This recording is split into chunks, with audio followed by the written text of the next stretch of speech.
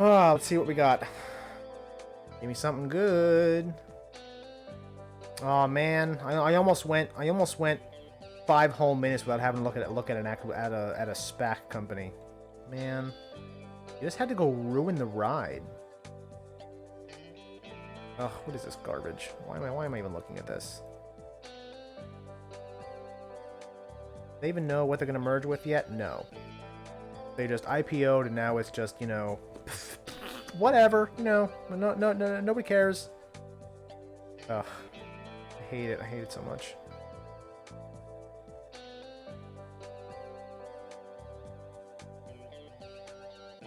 Okay, yeah. What am I supposed to, what am I supposed to look at now? I have nothing to look at.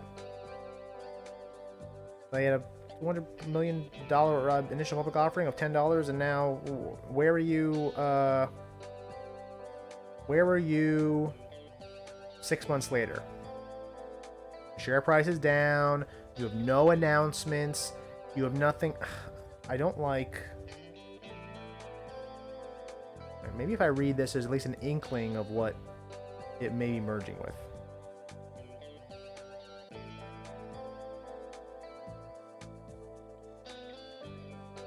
Expecting a merger, capital stock company is led by Chairman Eric Hippeau. Sponsored by an affiliate, one of the most active. Barclays Capital are serving as underwriters.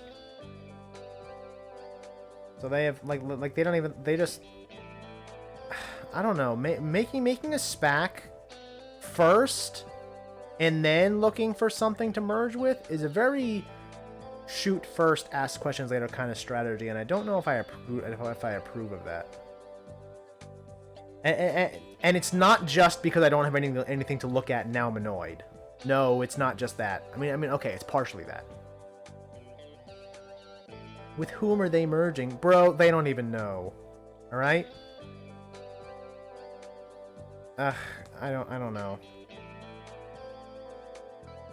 But then again, stuff like this, I usually give it a buy rating simply because it is in phase 1 of the SPAC life cycle. Again, tell you what, I'm just going to spend the rest of this session explaining the SPAC life cycle, which I have brought up several times before. Okay. SPAC life cycle. So phase 1, you have from initial public offering, what this was, to an announcement from when they are merging with something, okay? And that is phase 1 of the SPAC life cycle. I usually give things a general buy regardless of what the status is, unless I see something that I really don't like. Usually give that a buy because once it transitions to phase 2 of the SPAC life cycle, it's very common to see a boom, a boost, a bump up in stock price because of the announcement of who they're going to merge with. And then kind of a second, I wouldn't consider it a separate phase, but another part of phase 2 is when they announce, well actually yeah, I guess phase 3 technically is when they announce the terms of the merger.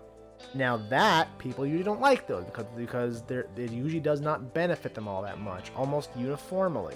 Any SPAC that has recently gone into this phase 3, you will usually see walls and walls of articles about how they're getting sued because the deal they have with the company they're merging with doesn't benefit the shareholders as much as the shareholders had hoped they would, and thus the price goes down, and the shareholders lose a whole lot of money, and a lot of people are butthurt, right? Because their speculation didn't work out. Well, you know, it's speculation. That's why it's called speculation. So that's phase 3, and that usually lasts, you know, straight up until the actual merger happens. So once you're in phase 1,